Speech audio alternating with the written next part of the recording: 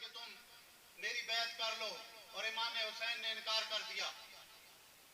یزید کا کردار بڑا بھیانک تھا۔ یزید جو ہے وہ فاسق بھی تھا، فاجر بھی تھا، شرابی بھی تھا، زانی بھی تھا، ظالم بھی تھا،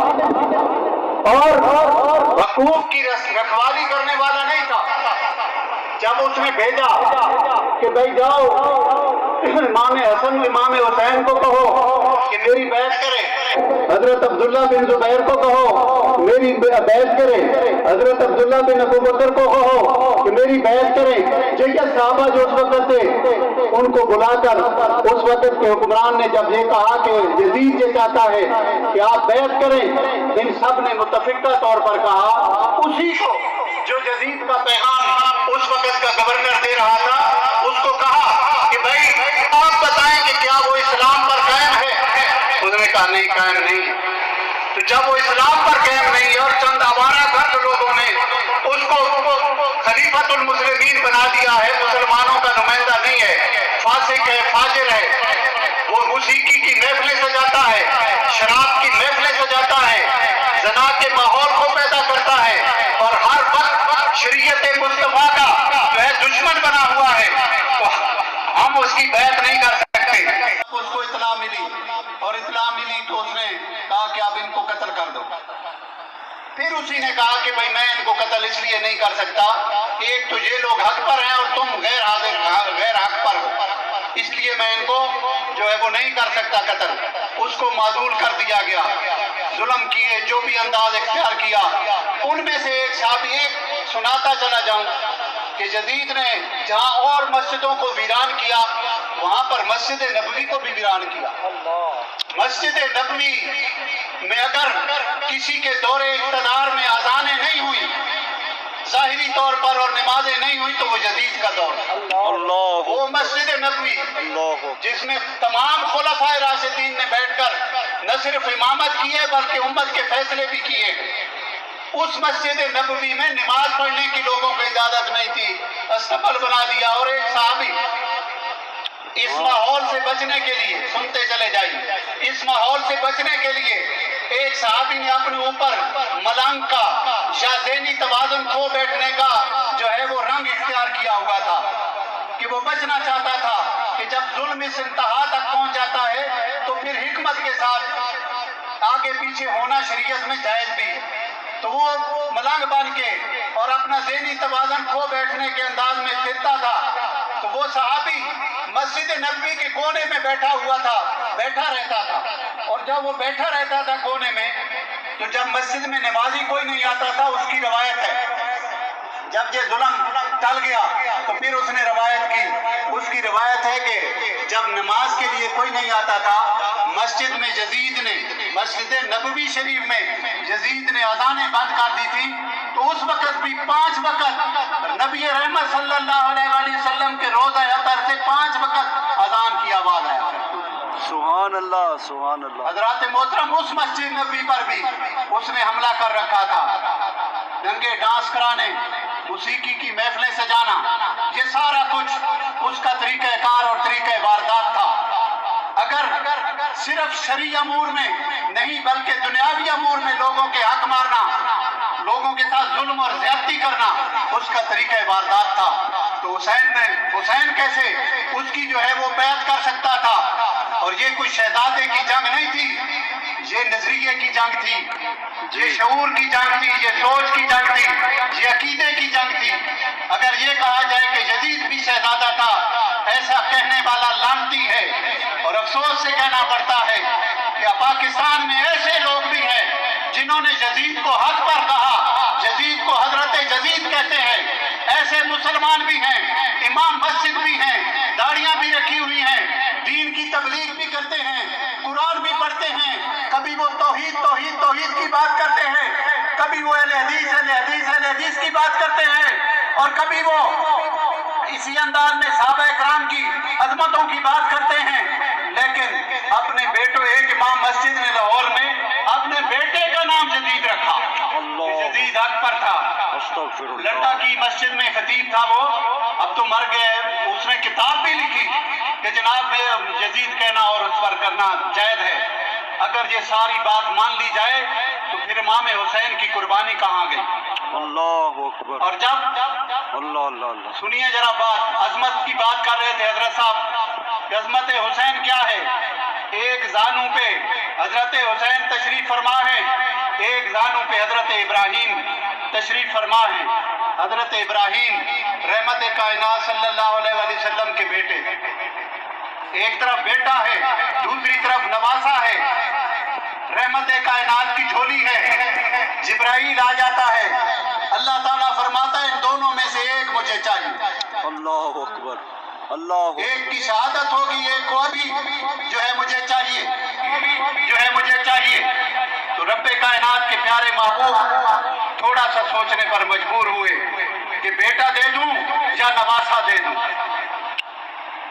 اب محبت کا انداز دیکھیے اور اگلی منزل کا تعین کر لیجئے کہ رحمت کائنات نے جبرائیل کو کہا کہ میرا بیٹا لے لو، میرا نواسا نہ لے لو، اس نے بڑی قربانی دے دی۔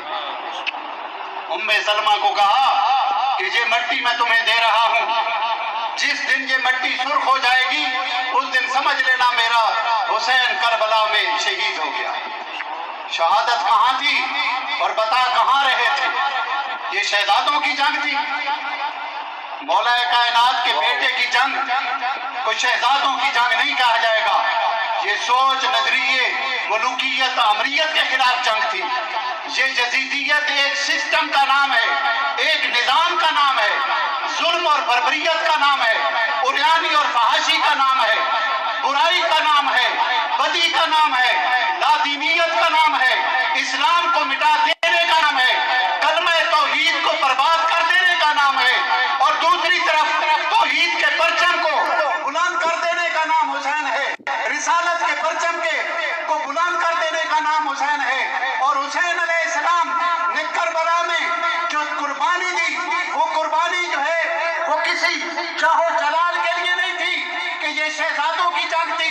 یہ کرسی کی جنگ تھی۔ یہ کرسی کی جنگ ہوتی تو یقیناً صحابہ کرام کو لے کر یزید کی طرف دوڑ پڑتے، امام علی مقام یزید کو کرسی سے ہٹا دیتے اور خود کرسی پر بیٹھ جاتے۔ کرسی کی جنگ نہیں تھی، اقتدار کی جنگ نہیں تھی، یہ اختیار کی جنگ نہیں تھی، یہ دو نظریات کی جنگ تھی۔ ایک نظریے نے قیامت تک لعنت کا شکار ہونا تھا اور ایک نظریے نے قیامت تک رحمت کا شکار ہونا تھا۔ یہ لعنت اور رحمت کی جنگ تھی۔ لعنت کی جنگ ہاری، یزید ہارا، اور امام حسین کی رحمت کی جنگ کامیاب ہوئی۔ اس لیے یہ شہزادوں کی جنگ نہیں تھی، یہ جنگ اقتدار کی جنگ نہیں تھی۔ حضرات محترم، اسی انداز کو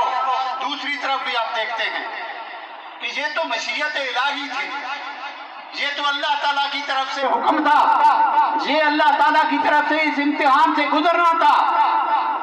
ورنہ جب کربلا کی بات آتی ہے اور کربلا میں دیکھتے ہیں مالک بن عروہ، آخری رات ہے یہ جو رات گزر رہی ہے،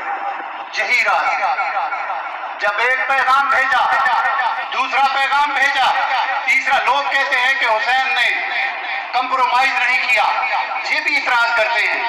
کہ اقتدار کی خاطر اتنے لالچی تھے، اللہ معاف کرے، اقتدار کی خاطر انہوں نے کمپرومائز نہیں کیا، جنگ کو گوارا کیا۔ ایسا نہیں ہوا۔ سب سے پہلے جب پانی بند کر دیا گیا تو حضرت عباس علمدار کو بھیجا کہ جاؤ مخالف کو کہو کہ میں آپ سے لڑنے نہیں آیا، میں تو آپ کو ہدایت دینے کے لیے آیا ہوں۔ اگر تم ہدایت پر آمادہ نہیں ہو تو میں آپ سے جنگ پر آمادہ نہیں ہوں، میں آپ سے جنگ نہیں کرنا چاہتا، اور میں کسی امت کو یا ان لوگوں کو کسی عذاب میں مبتلا نہیں کرنا چاہتا۔ یہ حجت پوری ہو رہی تھی، ورنہ یہ طے تھا کہ جب انہوں نے وہاں پڑاؤ کیا تو پڑاؤ کے وقت کیا ماحول تھا۔ حضرت حسین نے کہا کہ یہ کون سی سرزمین ہے؟ کہا گیا کہ یہ سرخ و سفید، میں اس مٹی کو دیکھ کر آیا ہوں، یقین جانے آج بھی وہی سرخ و سفید اور کنکروں والی مٹی ہے۔ وہاں پر ہمیں وہ انداز نظر نہیں آتا جو اپنی زمینوں میں یہاں نظر آتا ہے، وہاں پر پھر بھی وہی ماحول ہے۔ اور خاص طور پر جب آپ کوفہ میں جاتے ہیں تو کوفہ تو آج بھی اجڑا ہوا ہے۔ حضرت امام مسلم بن عقیل کے مزار پر حاضری دیتے ہیں، وہاں رونق نظر آتی ہے۔ جب گلیوں، بازاروں اور کوچوں میں جب آپ کوفے کے جاتے ہیں، کوفہ آج بھی اجڑا ہوا۔ کوفی لا یوفی، کوفی وفا نہیں کرتے، کوفہ آج اور کربلا میں ابھی بات کر رہے تھے میرے دوست عزیز کہ وہاں تو ماحول جو ہے وہ نور بھرا ماحول، ایک فرلانگ کے فاصلے پر حضرت عباس علمدار کا مزار ہے اور دوسری طرف حضرت امام علی مقام کا مزار ہے، ہم اسے حرم بھی کہتے ہیں۔ ایک طرف حرم عباس ہے، دوسری طرف حرم حسین ہے، اور حرم حسین اور حرم عباس کے درمیان کا جو رستہ ہے وہ تقریباً 1 فرلانگ یا 2 فرلانگ کا ہے، اور یقین جانیں کہ جب بھی آپ اس رستے میں جاتے ہیں ایک طرف حضرت عباس کا مزار رہ جاتا ہے، سامنے حسین کا مزار نظر آتا ہے، جب اس طرف مڑتے ہیں تو حضرت عباس کا مزار نظر آتا ہے، اور اس لمحے اس وقت جو 1-2 فرلانگ کا فاصلہ ہے یوں محسوس ہوتا ہے کہ میں اس دنیا میں نہیں ہوں، میں جنت میں کھڑا ہوں۔ وہاں کی فضا، نعرے رسالت، ذکر حسین، ذکر حسین، وہاں کی فضا، وہاں کا نور، وہاں کی روحانیت بلا دیتی ہے کہ میں زمین پر کھڑا ہوں، یوں محسوس ہوتا ہے کہ میں حرمین شریفین کے اس مقام پر ہوں جسے جنت کہا جائے۔ حضرات ذی وقار، آج بھی نہر فرات میں دیکھ کر آیا ہوں، میرے پاس تصویریں بھی ہیں، آج بھی نہر فرات بہہ تو رہی ہے، دریائے فرات ذرا دور ہے، نہر فرات دریائے فرات سے نکل کے کربلا کے ساتھ ان لانتیوں نے تو وہاں بہت ظلم کیا ہے۔ ظلم یہ کیا ہے کہ کربلا میں جہاں امام علی اصغر کی شہادت ہوئی، جہاں پر امام علی اکبر کی شہادت ہوئی، وہ مقامات انہوں نے مٹا دیے ہیں۔ اس ظالموں نے وہاں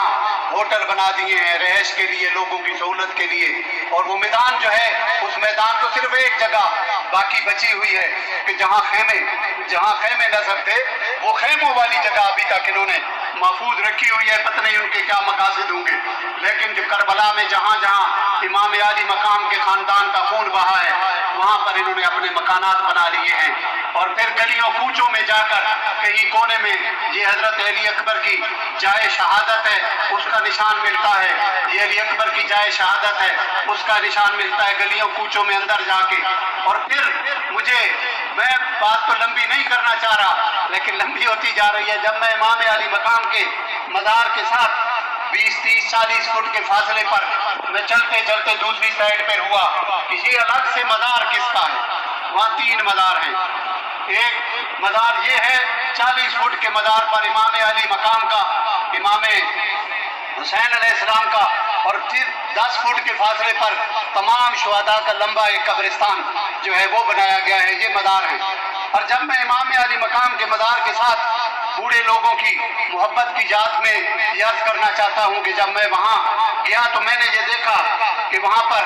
حضرت حبیب ابن مظاہر لکھا ہوا ہے۔ جب حبیب ابن مظاہر کا نام میں نے سنا تو میں نے پڑھ رکھا تھا، رونگٹے کھڑے ہو گئے کہ یہ وہ حبیب ابن مظاہر ہے۔ جب اس نے سنا کہ حسین کربلا میں آیا ہے، اپنے نواسوں کو، اپنے پوتوں کو، اپنے خاندان کو لے کر، وہ بوڑھا بزرگ چل نہیں سکتا تھا، سب کو لے کر کربلا پہنچ گیا، اور کربلا میں پہنچا، مختصر کر رہا ہوں وہاں واقعہ بڑے واقعات ہیں۔ وہ حبیب ابن مظاہر جب کربلا پہنچتا ہے تو کربلا پہنچ کے امام علی مقام کے سامنے بیٹھ کر جب یہ منظر دیکھتا ہے کہ کوئی رستہ نہیں بچا، اب جنگ ہوگی، تو حضرت حبیب ابن مظاہر عرض کرتے ہیں کہ یا حسین میں تیری ذات پہ قربان ہونا چاہتا ہوں۔ اب وہ بوڑھا آدمی جو چلنے پھرنے کے قابل نہیں تھا، نبی دے نواسے دی ناموس سی گل آ گئی ہے، جذبہ ہے اسے کہ میں قربان ہونا چاہتا ہوں۔ امام علی مقام نے اجازت دے دی، وہ ایک طرف گیا اور جا کر اس نے ایک چھڑی پکڑی، سوٹی اس نپی، سوٹی گن کے کانڈ نال لائی، کانڈ نال اپنے جسم نو سیدھا کیتا، سوٹی نو اپنے جسم نال بدھا کہ میں جب جلے کنا یزیدیاں دے سامنے ونجا تے کمڑا تھی کہ نہ ونجا انہاں دے سامنے حسین دا سپاہی بڑھ کے جوان ہو کے بنیا۔ بوڑھا اس جذبے نال اٹھ گیا اور شہید ہو گیا، اور اس بوڑھے کی قبر پر جب میں کھڑا تھا، مزار پہ کھڑا تھا، تو میں رش کر رہا تھا کہ یہ تو نبی کی اولاد بھی نہیں تھا، یہ تو نبی کی امت ہی تھا، اور اس نے اس طرح کیا۔ تو بات کر رہا تھا کہ مالک بن عروہ جب بات آخر تک پہنچ گئی، آخری بات یہ ہوئی کہ بھائی جنگ ہوگی، حسین جنگ کے لیے تیار ہو جاؤ، امام علی مقام نے فرمایا کہ لوگوں سن لو کہ ہم رات کو جنگ نہیں کرتے، ہم دن کو جنگ کرتے ہیں۔ وہاں سے جواب آیا نہیں، ہم رات کو ہی جنگ کریں گے آپ کے ساتھ، یزیدیوں نے کہا۔ لیکن یزیدیوں کے لشکر میں لوگ موجود بھی تھے، انہوں نے کہا نہیں نہیں ایسا نہیں ہے، یہ روایت کے خلاف ہے، ہم جنگ صبح کریں گے۔ جب انہوں نے دیکھا کہ ہماری اپنی فوج میں سے لوگ مخالفت پر آمادہ ہو گئے ہیں تو پھر انہوں نے کہا ٹھیک ہے ہم صبح کو جنگ کریں گے۔ انہوں نے گھیرا تنگ کر دیا خیموں کا، جب گھیرا تنگ کیا تو امام علی مقام نے لکڑیاں لے کر جو ہے اپنے خاندان کے ارد گرد خیموں کے ارد گرد لکڑیاں لے کر جو ہے آگ لگا دی کہ یہ جب آنا چاہیں تو نہ آ سکے۔ اور جب یہ حالت دیکھی مالک بن عروہ نے، یہ حالت دیکھی الیاذ باللہ نقل کفر نہ باشد، اس نے کہا حسین جہنم میں جانے سے پہلے تم نے آگ کی لکڑیاں جلا دی ہیں، اپنے ارد گرد تم نے جہنم پر جلا دی ہے۔ امام علی مقام کیا فرماتے ہیں، یا اللہ تیرے نبی کا نواسا ہوں، کیا سن رہا ہوں، یا اللہ یہ میں کیا سن رہا ہوں، تیرے نبی کا نواسا ہوں۔ اور اس وقت جب نبی کے اس نواسے کو غصہ آیا، اللہ کی ذات کو بھی غصہ آیا۔ اللہ اسی دوران جس گھوڑے پر وہ سوار تھا مالک بن عروہ، وہ گھوڑا کودکنے کے بعد وہ جو ہے مالک بن عروہ جو ہے وہ گرتا ہے وہاں سے اور اس کا پاؤں رکاب میں پھنس جاتا ہے۔ گھوڑا جو ہے اس کو گھسیٹتا اسی آگ کے پاس لے کر آتا ہے اور اپنے وجود کو جو ہے وہ اس طرح وہ اپنے وجود کو حرکت میں دیتا ہے کہ اس کا پاؤں رکاب سے نکلتا ہے اور مالک بن عروہ لوگوں کے دیکھتے ہوئے اسی آگ میں جھلس کر جل کر راکھ ہو جاتا ہے۔ اگر یہ منظر کربلا نے دیکھا، اگر یہ منظر دکھایا جا سکتا تھا تو فرات کا پانی بھی لایا جا سکتا تھا، لیکن یہ واقعہ ہی کچھ اور تھا، یہ معاملہ ہی کچھ اور تھا۔ اس لیے دوستو اگر یہ شہزادوں کی جنگ ہوتی تو اقتدار یزید تو کہتا تھا کہ سب کچھ لے لو، اور یہ آج ایک اور ظلم ہو رہا ہے کہ حسین نے کمپرومائز نہیں کیا۔ یہ بھی آپ سے آج بات کریں گے لوگ، حسین کمپرومائز کر جاتے، حسین نے خامخواہ خودکشی کی، لا حول ولا قوت، خودکشی کی۔ حضرات محترم حسین نے ایک دفعہ نہیں، جب 3 لوگ شہید ہو گئے پھر بھیجا وفد کو، پھر علمبردار پہنچے وہاں، پھر بھیجا، دوسری دفعہ پھر بھیجا، پھر جب صرف آل نبی بچ گئے پھر بھیجا کہ اب بھی وقت ہے کہ بچ جاؤ اس جہنم سے جو تمہیں جلا کے راکھ کرے گی، بچا لو، نانے کے دین کی عظمت کے لیے آیا ہوں، اس کی تحفظ کے لیے آیا ہوں، تم ساری زندگی شمر اور ابن زیاد لانتی رہو گے اور مصطفیٰ کا دین سر بلند ہو جائے گا، اب بھی بچ جاؤ، اب بھی وقت ہے اس جنگ سے ہم باز آ جائیں۔ لیکن ان کے اندر ایک خمار تھا اور وہ اقتدار کا خمار ان لوگوں کا تھا، اختیار کا خمار ان لوگوں کا تھا، مفادات کی جنگ وہ لڑ رہے تھے، وہ مراد کی جنگ لڑ رہے تھے، وہ سہولتوں کی جنگ لڑ رہے تھے۔ امام علی مقام سہولتوں کی جنگ نہیں لڑ رہے تھے، اور آخری دفعہ بھی جب یہ کارگر نہ ہو سکی ساری باتیں تو پھر امام علی مقام نے قربانی دی۔ اب ایک اور بات نصیحت کے طور پر سنتے چلے جاؤ کہ حضرت زینب سلام اللہ علیہا، ابھی حضرت نے فرمایا، بڑی خوبصورت بات فرمائی، حضرت زینب سلام اللہ علیہا خطبہ جب دے رہی ہیں یزید کے دربار میں، بڑا وقت گزر گیا، میں بہت سے آپ بھی تھکے ہوئے لیکن میرا اب جوش بن رہا تھا، لیکن میں ابھی آخری بات کر کے جانا چاہتا ہوں۔ حضرت زینب یزید کے دربار میں جب خطبہ دے رہی تھی اس وقت وہ پردہ پوش، مجھے اختلاف نہیں ہے، بہت سے محدثین بہت سے مورخین کو اختلاف ہے کہ جس انداز میں قافلہ حسینی کو لٹتا یہ دکھایا جا رہا ہے اس طرح قافلہ نہیں لٹا، قافلے کی حفاظت بھی ہے۔ اور جب یزید کے دربار میں حضرت زینب خطبہ دے رہی ہیں، اس خطبے کو پڑھوں گا تو آپ کے رونگٹے کھڑے ہو جائیں گے، وقت نہیں ہے پھر کبھی، لیکن ایک بات صرف یہ کہنا چاہتا ہوں کہ اس دربار میں سوداگری کے غرض سے کچھ سوداگر دوسرے ملک سے آئے ہوئے تھے۔ جب حضرت زینب خطبہ دے رہی تھی وہ نزدیک آئے، برقع پوش کے نزدیک آئے تو پوچھا کہ کیا آپ علی ہیں؟ اللہ حضرت زینب سے پوچھا، خطبہ حضرت زینب دے رہی ہیں، لیکن پوچھا کہ کیا آپ علی ہیں؟ کہا آپ کو کیسے اندازہ ہوا؟ کہا اس لیے کہ جو آپ کی آواز ہے وہ تو ساری مولا علی والی آواز ہے۔ کہا نہیں، میں ان کی بیٹی زینب ہوں۔ اب جس رب کو، جس حسین کو، جس علی کو یہ منظور نہیں کہ ان کی بیٹی کا زنانہ آواز کسی بدبخت کی حکومت کے اقتدار کے ایوان میں ان کی آواز پہنچے، وہاں اس کی آواز مولا علی کی آواز میں باہر آئے، بھلا اس زینب کو کوئی بے پردہ کر سکتا تھا؟ اللہ ایسا نہیں۔ واہ واہ واہ ہمارے ہاں غم کرنا جائز ہے، اہل سنت غم کرنا جائز ہے۔ جو امام علی مقام کی محبت میں آنکھ روتی نہیں، شاید وہ جنت میں نہیں جائے گی۔ اللہ اکبر یاد رکھنا، ہمیں حکم بھی ہے، امام کی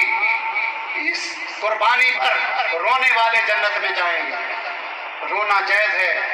لیکن یہ جو پیٹنا ہے،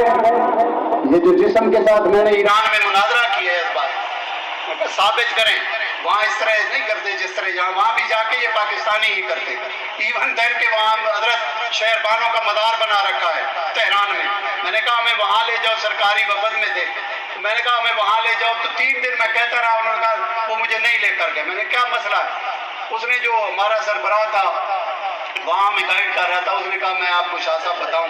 یہ کو پاکستانیوں نے آ کے حضرت شہر بانوں کا یہاں مزار بنا دیا تہران میں، یہاں تو قافلہ اس طرف تو آیا ہی نہیں، وہ تو شام کے راستے دوسری طرف گیا، یہ آ کے انہوں نے آ کے بنا دیا ہے اور یہ لگے رہتے ہیں اور ساری بات ہے۔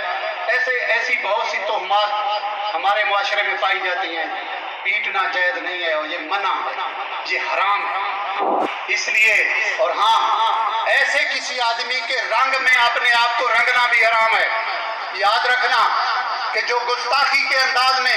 شہدائے کربلا کو یاد کر رہے ہیں اور ہم اس کے انداز کو اختیار کرتے ہیں یا ان کی محافل مجالس میں جا کر بیٹھتے ہیں، ہم بھی گناہ کرتے ہیں اور شدید ترین گناہ گار ہوتے ہیں۔ بجائے اس کے کہ ثواب کمائیں، غم حسین میں ہم گناہ گار بنتے ہیں۔ ان کے رنگ کو اختیار کرنا، ان کے کپڑوں کو، ان کے آج کل تو فیشن بنا دیا ہم نے کہ وہ جو کپڑے دیکھ کر بلا کی نشان، کوئی ایسی نشانی نہیں ہے۔ آپ چلے جائیں، ایرانی لوگ تو سفید کپڑے پہنتے ہیں، اور بغداد شریف بھی میں گیا اور کربلا شریف بھی گیا، نجف اشرف بھی گیا، وہاں وہ عرب ملک ہے، اس عرب ملک کے لوگ بھی سفید کپڑے پہنتے ہیں۔ یہ کالے کپڑے پہننے کا رواج پتہ نہیں کہاں سے آ گیا اور کہاں سے یہ دار آیا، یہ کہاں سے یہ پیسوں کے بٹورنے کے لیے یہ کیا گیا۔ اس لیے اس چیز سے بھی ہمیں بچنا چاہیے۔ حضرات محترم، قتل حسین اصل میں مرگ جدید ہے۔ اسلام زندہ ہوتا ہے ہر کربلا کے بعد، اور نہ جو یزید کا وہ ستم رہا، نہ زیاد کی رہی وہ جفا، جو رہا تو نام حسین کا، جسے زندہ رکھتی ہے کربلا۔ اللہ تعالیٰ آپ کا اور میرا یہاں بیٹھنا، سننا، سنانا قبول اور مقبول فرمائے۔